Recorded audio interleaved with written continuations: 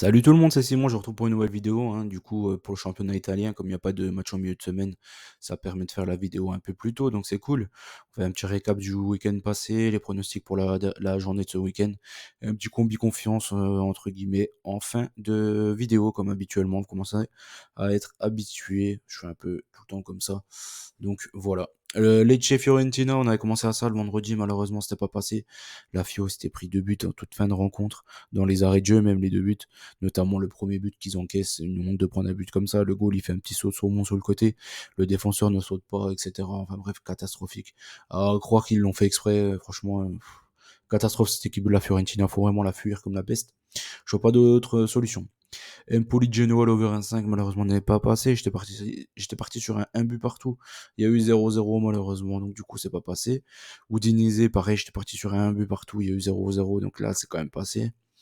Le Milan, j'étais parti sur un 2-1, il y a eu 3-2, donc c'est pas mal. Le BDTS est passé. Bologne, pareil, j'avais mis 2-1. Au final, il y a eu le double, il y a eu 4-2. Donc c'est pas mal quand même, avec un but encore de Ferguson, un but de Zirkzee. Pas mal de choses à prendre du côté de Bologne, comme souvent. J'ai envie de dire, c'est vraiment une équipe coup de cœur, ça.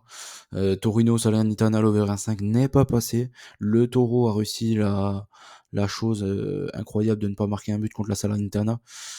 C'est une grosse surprise. Après, le Toro, franchement, ils sont quand même décevants. Ils marquent pas tant de buts que ça, alors qu'ils ont une bonne petite attaque. Et c'est vraiment une équipe solide, quoi. C'est juste une équipe très très solide qui encaisse peu de buts, mais qui en marque aussi très peu. Le Napoli-Ayas, ça c'est un score exact, c'est parfait.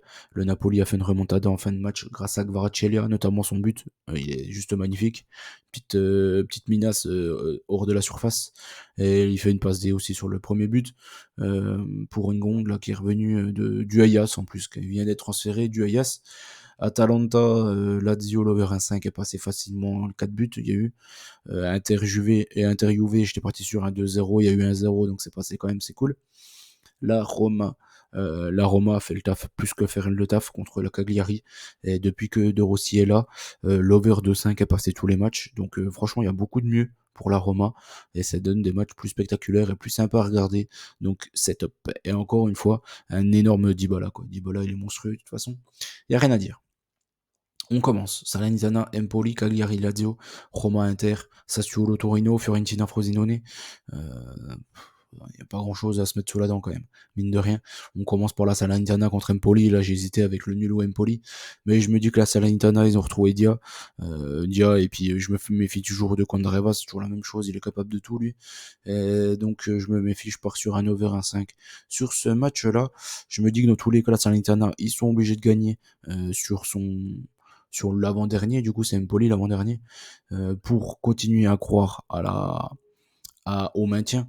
Et puis de son côté, Empoli, ils sont vraiment en forme actuellement, ils restent sur 2 nuls, une victoire. Donc depuis le mercato, là, ils ont fait trois petits ajustements qui leur font du bien. Donc attention, dans tous les cas, je pense que la Salernitana, ils sont obligés de se livrer totalement dans ce match-là. S'ils le prennent pas, celui-là, c'est clairement plié, quoi. Enfin, pour moi, c'est plié. Cagliari contre la Lazio ensuite. Là, c'est chaud parce que la Lazio, ils vont aller enfin, ils vont recevoir le Bayern 3 ou 4 jours après. Du coup, je suis pas sûr qu'ils aient vraiment la tête à ce match-là. Je me méfie énormément de celui-ci. J'ai hésité avec Cagliari ou nul, si vous voulez tout savoir. Carrément, parce que je pense que Cagliari vont être en mode mort de faim, ils sont obligés de le prendre celui-ci à domicile et ils sont plutôt performants de leur côté devant leur public. Et la Lazio en ce moment ils ont un petit cru, donc je me méfie, je suis parti sur un nul et j'ai pris encore une fois l'over 1,5, mais je me méfie comme ce match-là. Roma contre l'Inter ensuite. La Roma, ils ont perdu qu'un seul match à la maison. L'Inter, ils ont perdu aucun match à l'extérieur. Donc voilà, c'est pareil ici. Le truc que je peux noter quand même, c'est que l'Inter, à chaque fois qu'ils ont le moyen de faire un trou avec la Juve et de s'assurer quasiment le titre, ils ne le font pas. Ils ont toujours des contre-perfs juste après. Donc là, j'ai peur de la contre-perf. Là aussi, j'ai pris le 1 but partout et donc j'ai pris l'Inter au nul. Dans tous les cas, je trouve que la Roma, ils se livrent énormément, notamment les deux latéraux. Donc je me dis que les Di Marco, etc., je pense qu'ils peuvent les prendre dans leur dos et ça peut faire très mal pour l'Inter. Sassuolo, Torino.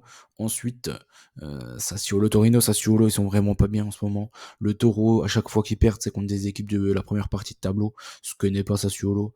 Donc là, j'ai du mal à les voir perdre. J'ai pris un 0-0, voilà, avec le Toro. C'est un peu le score habituel avec eux. 0-0 ou 1-0, je sais pas, mais ça va partir dans un match ultra fermé. En tout cas, je l'imagine comme ça. La Fio contre Frosinone ensuite. Là, celui-ci, comme je vous ai dit, la Fio, faut arrêter, faut faire une pause. Donc, je peux pas les prendre en sec. Je peux pas prendre Frosinone. Ils ont fait 3 nuls à l'extérieur. Ils ont pas gagné un seul match à l'extérieur. Donc, quoi faire ici? J'ai pris la Fio, Andronobet. Mais dans tous les cas, je ne jouerai pas ce match. C'est un match à fuir, clairement.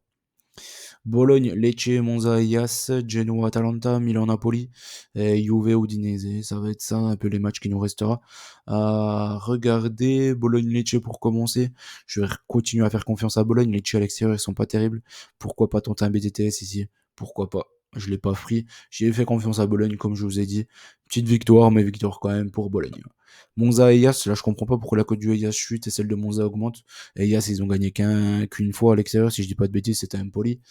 Donc je comprends pas. Et Monza à domicile, en général, ils perdent que contre des grosses têtes d'affiche, mais pas contre des nuls. Donc je me méfie ici.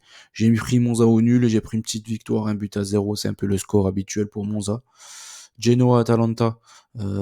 Ici, j'ai pris une surprise. Pourquoi? Parce que l'Atalanta à l'extérieur, ils sont pas performants. Même si là, ils restent sur une grosse série, c'est essentiellement à cause des matchs à domicile. Le Genoa, ils perdent quasiment jamais. Ils perdent quasiment jamais, que ce soit à domicile ou à l'extérieur. Et encore moins à domicile, du coup. Donc là, je me méfie de ce match-là. J'ai pris Genoa au nul parce que je joue à un match nul. Donc j'ai pris la grosse cote ici. Le Milan contre le Napoli. En plus, Genoa, ils ont recruté un sacré joueur qui s'appelle Vitinha. Franchement, ils ont vraiment de la chance. Milan contre le Napoli. Napoli, Napoli en ce moment ils sont pas en forme, clairement. Ils ont encore galéré contre le Hellas. Le Milan ils concèdent quand même beaucoup de buts, donc pourquoi pas tenter un BTS ici, mais j'ai fait quand même confiance aux Milanais moi ici. Sur ce match-là, le match de le match de la semaine passée contre Frosinone, voilà, ils nous montrent encore une fois qu'ils ont quand même les ressources à chaque fois pour revenir. Ils le font très régulièrement en fin de match. Là, je pense que le Napoli, de toute façon, ils ont pas trop le niveau. Et encore moins à l'extérieur, ils n'arrivent pas à trouver, eux, les ressources pour gagner encore à l'extérieur. Donc, je fais confiance au Milan. J'ai pris Milan de Renobet ici. Juve contre Udinese, je crois que ça doit être le seul score exact que j'ai pris du coup. Le seul équipe que j'ai pris en sèche. Ouais, c'est ça, j'ai pris la Juve ici. Je pas trop le choix. Je pense que la Juve, là, ils ont perdu contre l'Inter, ils se doivent de continuer à croire au titre. Pour ça, ils sont vraiment obligés de le prendre, ce match-là, contre Udinese. Donc, je prends la Juve. Ici, je pars sur une victoire. 2 buts à 0 des Turinois. Je pense ça devrait faire le taf sans trop sourcier, s'il n'y a pas une histoire de carton rouge dès le début du match, comme Milik nous avait fait contre Empoli. En tout cas, j'y crois. Le bet que je garde, j'ai gardé la Juve, bien sûr. Et Bologne. J'ai gardé Bologne. J'hésitais entre Bologne, Milan et tout ça. Mais non, j'ai gardé quand même Bologne. Voilà. J'ai fait le tour de ce que je voulais voir avec vous. Je vous souhaite bonne chance à tous. N'oubliez pas qu'on gagne, on perd ensemble. Si vous voulez nous rejoindre sur Telegram, on est de plus en plus nombreux, c'est cool. Donc voilà. Allez, ciao tout le monde et bonne chance à tous.